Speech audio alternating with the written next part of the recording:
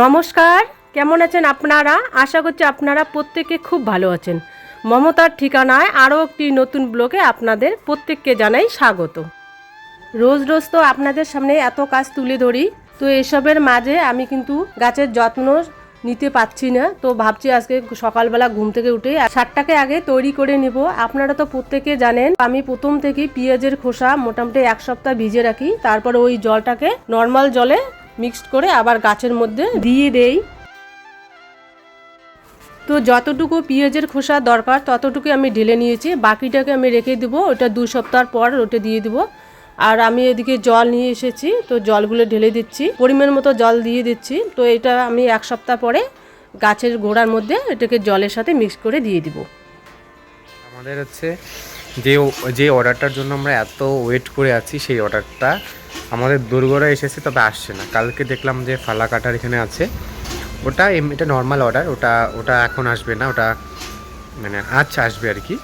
আর যেটা মেন জিনিসটা যেটার জন্য ওয়েট করছি, আপনাদের বলেছিলাম একবার, আপনার হয়তো মনে আছে। যাই হোক, আসার পরে আপনাদের দেখাবো। ওটা দেখা যাচ্ছে যে কোচবিহার খাগড়াবাড়িতে আছে, 7টার সময় পুন্ডিবাড়িতে আসবে। এবার কালকে আসতে পারে বা আজকেও আসতে পারে, ঠিক নেই। আরও একটা সেম জিনিস প্রায় ওটারই সাথে যায়, ওটা অর্ডার করেছি আমরা ফ্লিপকার্ট থেকে। আর এগুলো আসবে মেশোতে। মেশোতে কম দাম ছিল, সেদিন অফার ছিল। এবার মেশোরটা আসতে অনেক সময় নেয়, ফ্লিপকার্টটা রাত্রি আসে। ফ্লিপকার্টেরটা ডেট দিয়েছে 15 তারিখ, তবে এখন আছে দেখলাম হচ্ছে কিসে, পুনেতে আছে এখন। ওটার সময় লাগবে আসতে, অনেকটা লেটে দিয়েছি। তো যাই হোক, পেঁয়াজের খোসাগুলোকে জল দিয়ে ভেজানোর পর বাসনগুলোকে আমি রোদ্রের মধ্যে শুকাতে দিব। রোহানের বাবা তো সকাল সকাল ডিউটি চলে যায়, তো আমি সকাল সকাল বাসনগুলোকে মেজে নিয়েছি। তো সেগুলোকে কিন্তু আপনাদেরকে দেখানো হয়নি। রোজ রোজ তো অনেক বাসনপত্র লাগে, যেহেতু আমরা কালকে একটা শ্যুট করেছি, তো রাত্রিবেলা তো বাসনগুলো মাজা যাবে না, এত রাত্রে মাজলে আবার সর্দি লেগে যাবে। তার জন্য আমি রাত্রিবেলা রেখে দিয়েছি, আবার সকাল সকাল উঠে ওই বাসনপত্রগুলোকে সবগুলোকে মেজে নিয়েছি। আর আপনারা তো বুঝতেই পারছেন যে কতগুলো বাসন, আমাদের কিন্তু অতগুলো বাসন লাগে না, তো ভিডিওর জন্য তো এক একটা জিনিস ইউজ করতে হয়, তো তখন সব বাসনপত্র আমাদের বের করে নিতে হয়। এত বাসনপত্র থাকার পরেও কিন্তু কিছু কিছু সময় আমাদের বাসন শর্ট পড়ে যায়, বিশেষ করে শ্যুট করার সময়। তো রোহান আমাকে বলে, মা কিছু বাসনের দরকার, তো আমরা নাহলে অর্ডার দিয়ে দিই। তো ও তো কিছুতে বুঝতে চায় না, তো অর্ডার দিলে তো হবে না, হাতে তো পয়সা করে কিছু রাখতে হয়, কখন বিপদ নেমে আসে বলা মুশকিল। আপনাদের সাথে কথা বলতে বলতে মেজে রাখা বাসনগুলোকে রোদ্রের মধ্যে শুকোতে দিয়েছি। আর এরপরে আমি 1 বালতি জল নিয়ে আসবো, জল নিয়ে এসে আমি সকালবেলা রান্না বসিয়ে দিব।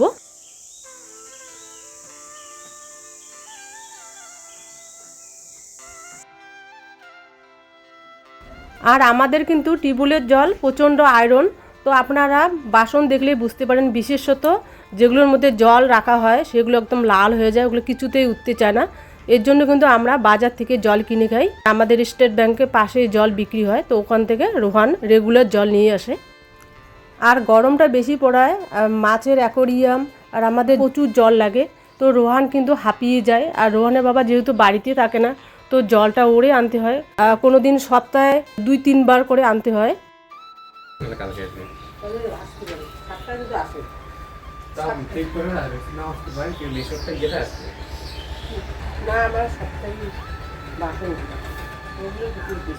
আর এদিকে মাছের যে অ্যাকোরিয়ামটা আপনারা দেখছেন, তো সেটা কিন্তু আমরা টিউবওয়েলের জল দেই না, কারণ টিউবওয়েলের জলে এত আয়রন, নালে লাল হয়ে যাবে। তো এটার জন্য আমাদের কিনা জল দিতে হয়। আর কালকে অনেক জামা কাপড় এলোমেলো হয়েছিল, সেগুলোকে আমি গুছিয়ে নিচ্ছি।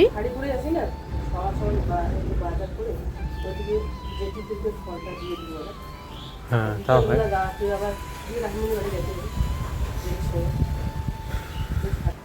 চিকেন দিয়ে আনতে আনবে না,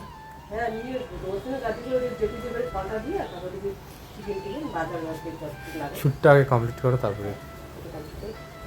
আর সকাল সকাল উঠে আমি কাজগুলোকে তাড়াতাড়ি শেষ করব। আর ওদিকে আমি বাজার যাব। আমার পাড়া প্রতিবেশী, মানে আমার সম্পর্কে উনি ভাসুর হন, তো উনি মারা গেছেন, তো ওনার বাড়িতে আমি কিছু ফলমূল দিব। আর আমাদের এদিকে কিন্তু কয়েকদিন আগে আমার এক ননদের ভাসুর, উনিও মারা গেল। আবার এদিকে আমার এক সম্পর্কে কাকা শ্বশুর, এদিকে আর এক ভাসুর, মানে পাড়া প্রতিবেশী অনেকজনে মারা গেছে। আর সাথে আবার কদিন আগে তো একটা অ্যাক্সিডেন্ট হলো, আপনারা তো দেখেছেন।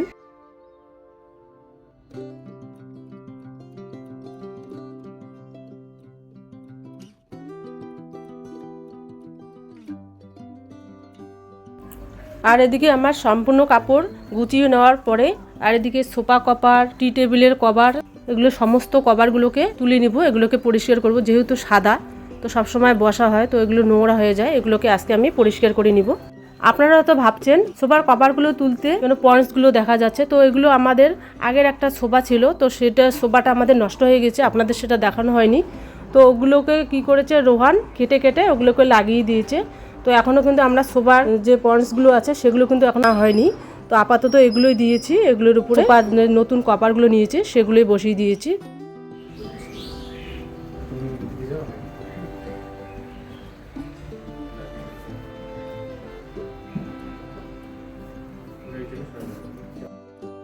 তো এইসব ঝামেলাগুলো মিটুক, তারপরে আমাদের ছোবার কভার আর পয়েন্টসগুলো সেগুলোকে আমরা তাড়াতাড়ি নিয়ে আসবো। আর এদিকে কভারগুলোকে তুলতে তুলতে নিচের যে আমাদের সোফার কার্পেটটা ছিল সেটা কিন্তু অনেকটাই নোংরা হয়ে গেছে। তো আমি তো একাই তুলতেই পারছি না, তখন আমি রোহানকে একটু ডেকে নিলাম, তো আমাকে একটু সাহায্য করলো।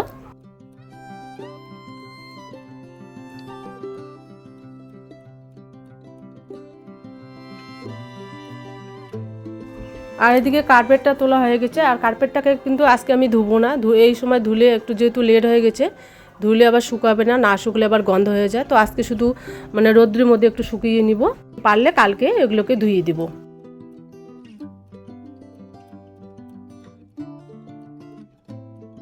আর আমাদের উঠোনটা বড় হওয়া সত্ত্বেও আমরা কিন্তু উঠোনে কাপড় শুকোতে দিতে পারি না। আগে কিন্তু আমাদের মাঝখানে মানে কাপড় শুকোতে দিয়েছিলাম, তখন এত গাছ ছিল না।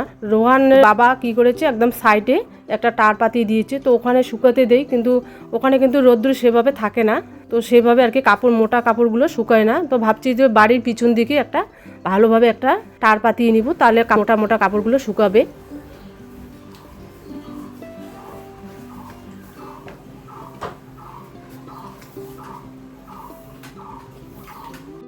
কার্পেটটা তোলার পরে নিচে কিন্তু অনেক ধুলো পড়েছিল, যেহেতু পাগুলো মোছানো হয় সবসময় ওখানে ঘর ঢুকলেই, তো এর জন্য হয়তো ধুলো পড়েছে। আপনাদের মধ্যে এক দিদিভাই কমেন্ট করে বলেছেন যে তোমার বড় যাকে কেন দেখাও না, তো বড় যা কিন্তু অ্যাকচুয়ালি আমাদের এখানে থাকে না, তো এর জন্য আমার বড় যাকে দেখানো হয় না। তো কয়েকদিন হলো এসেছে, তো সময় পেলে আমি আপনাদেরকে দেখিয়ে দিব আমার বড় যাকে। আর বেলছাটাকে আমি খুঁজেই পাচ্ছি না, তাই আমি ঝাড়ু দিয়ে টাইলসের উপর দিয়ে ধুলো বালিগুলোকে পরিষ্কার করে নিব।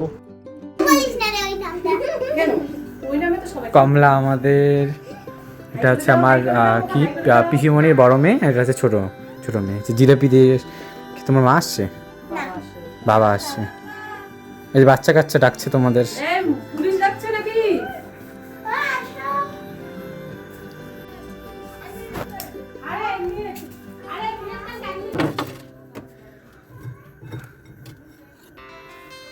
ঠিক আছে, হ্যাঁ দেখো লাইট লাইট জ্বালা আছে না, টমেটো টেস্ট করি।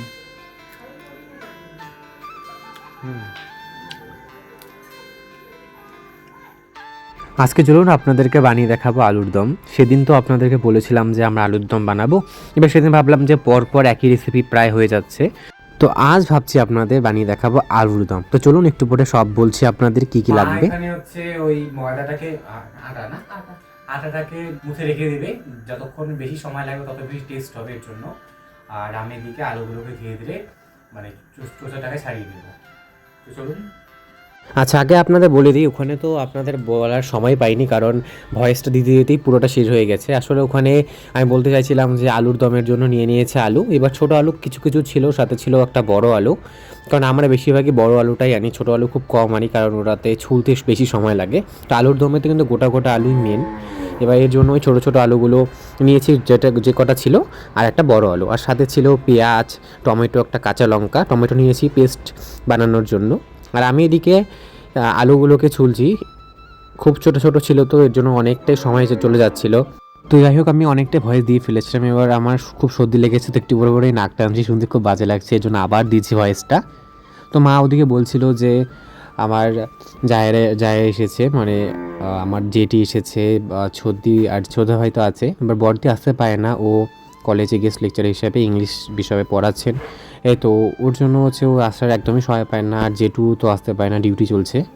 আর আমি এদিকে আপনাদেরকে একটু কাছ থেকে দেখাচ্ছি, কাটাটা দূরে অনেক দূরে হয়ে যায়, আর আমাদের তো সেভাবে অভ্যাস নেই যে ব্লগটাকে দেখানোর। তো বারবার ক্যামেরাটা সেট করে একটু সময় লাগছে ওটাকে অ্যাডজাস্ট করতে।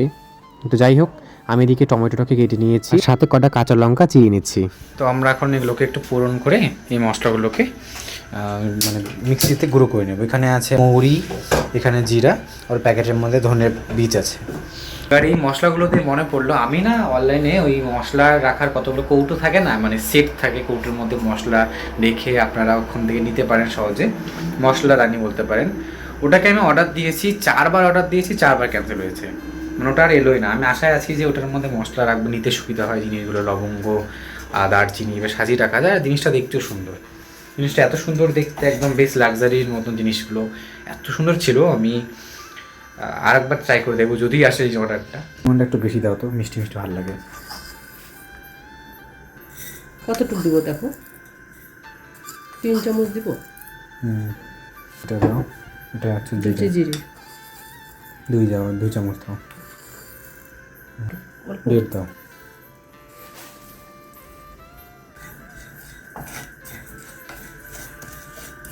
আর মশলাগুলোকে একটু মানে শুকনো কড়াইতে একটু ভেজে নিব, এটা তারপরে মিক্সিতে করে একটু গুঁড়ো করে নেব। এটা তেল না, এটাকে এমনি একটু পোড়ন টাইপের, একটু হালকা একটু লাল লাল হয়ে আসলেই ঠান্ডা করে এটাকে করে নেব, গুঁড়ো করে নিই। আমরা প্রথমে ভেবেছি কি বলুন তো, যে টমেটোটাকে আগে করে নেব। এবার টমেটোটা তো করলে হবে না, এটা ভিজে যাবে, আবার ধুতে হবে। তো ওটা থেকে আমার মাথায় এলো এটাকে আগে করে নিই। লাইটটা দিই, ব্যাকগ্রাউন্ডটা এত কি বাজে লাগছে দেখতে। হ্যাঁ, এবার ঠিক আছে। তো ওদিকে মা এই মশলাগুলোকে, অর্থাৎ মৌরি, জিরা আপনারা দেখলেনি, এটাকে এখন মিক্সিতে গুঁড়ো করে নেবে। এটা একটু গরম গরম করতে হবে, না হলে পরে আবার ভালো করে গুঁড়ো হতে যায় না। মিহি করে এটাকে গুঁড়ো করে নিতে হবে। টমেটোটা দিয়ে দিই, এটা কিন্তু ধুলাম না, একবারে উপরে দিয়ে দিচ্ছি, এটার সাথে মিশে যায়, কোনো ব্যাপার নেই, এটা তো মশলাই। আর মা বললো যে মশলা আছে নাকি করা, বেটে রাখা আদা আছে না? এটা আর জল দেবো না, সেদিন জল দিয়ে কি অবস্থা হয়ে গেছিলো, টমেটো তো জলই থাকে। হয়ে গেছে। ভিডিওটা অনেকটা বড় হয়ে যাচ্ছে, এর জন্য এখানে ভীষণ সুন্দর সুন্দর কনভারসেশন ছিল আমাদের মা ছেলের মধ্যে, কিন্তু আমি দিতে পারিনি কারণ ভিডিওটা এতটা বড় হয়ে গেছে, সমস্ত কিছু স্পিডে দেখাচ্ছি।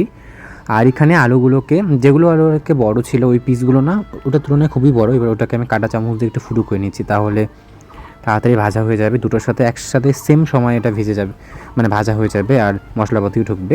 এবার যে আলুগুলো যাতে সাদা না হয় ভিতরটা, এর জন্য উপরে দিয়েছি নুন, হলুদ আর একটু শুকনো লঙ্কার গুঁড়ো। আলুটা ভাজা হয়ে গেছে, একদম লাল লাল হয়ে গেছে দেখুন। এবার এটাকে নামিয়ে নিচ্ছি, আর ওই একই তেলে আমি দিয়ে দেবো পেঁয়াজগুলোকে। তেলটা আর চেঞ্জ করলাম না, ওই তেলে দিয়ে দিচ্ছি পেঁয়াজ, টমেটো পেস্টটাকে, আর তার একটু পরে দিয়ে দিচ্ছি বাদাম পেস্টটা। তবে বাদাম পেস্টটা একটু কম করে দিয়েছি, কারণ প্রথমবার তো ভাবতে পারিনি, তবে কিন্তু দারুণ টেস্ট হয়েছিল, পুরোটাই দেওয়া উচিত ছিল। যেহেতু ফার্স্ট টাইম আমি বাদামটা ইউজ করছি, এর জন্য ভাবলাম যে কম দেওয়াই ভালো। আর এখানে দিয়ে দিয়েছি হলুদ গুঁড়ো, লঙ্কার গুঁড়ো আর সামান্য একটু লবণ, আগে তো দিয়ে দিয়েছি পুরোটা। আর এখানে জল অ্যাড করে দিচ্ছি, আমি ভয়েসটা দিচ্ছি একবার, এবার কোনোটা যদি ডবল হয়ে যায় ভয়েস একটু ম্যানেজ করে নেবেন।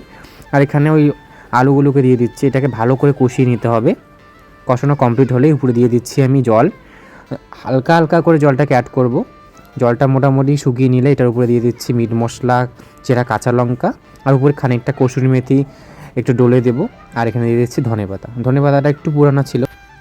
তো এটা হয়ে গেছে, এবার একটু পরে এটাকে নামিয়ে নেবো, ধীরে ধীরে একটু ঠান্ডা হোক, তাহলে টেস্ট হবে।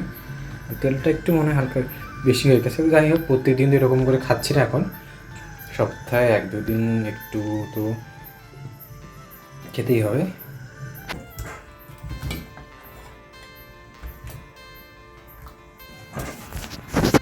আমি ওদিকে তো আলুর দমটা করলাম, আপনারা দেখলেন। মা এদিকে লুচিটাকে বেলে নিচ্ছে, লুচি হবে তো না? হ্যাঁ, লুচিটা করলে কি তাড়াতাড়ি হয়ে যায় না? আর আমি এদিকে ভাত বসিয়ে দিলাম, যেহেতু আমার ভাত একটু লাগে, তো ভাত আমার হয়ে গেছে, এদিকে রুটিটা বেলছি।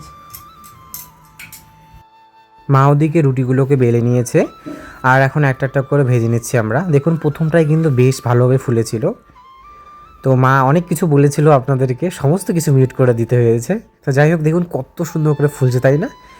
এবার আমি ওদিকে বেড়ে নিয়েছি ছদিদের জন্য, ওরা আবার একটু আগে খাইছে। তো আমি এদিকে সাজিয়ে নিয়েছি, দারুণ লাগছে কিন্তু দেখতে, ফুলকো ফুলকো লুচি আর সাথে আলুর দম, ব্যাপারটা কিন্তু একদম জমে ক্ষীর বলুন, দারুণ লাগছে দেখতে।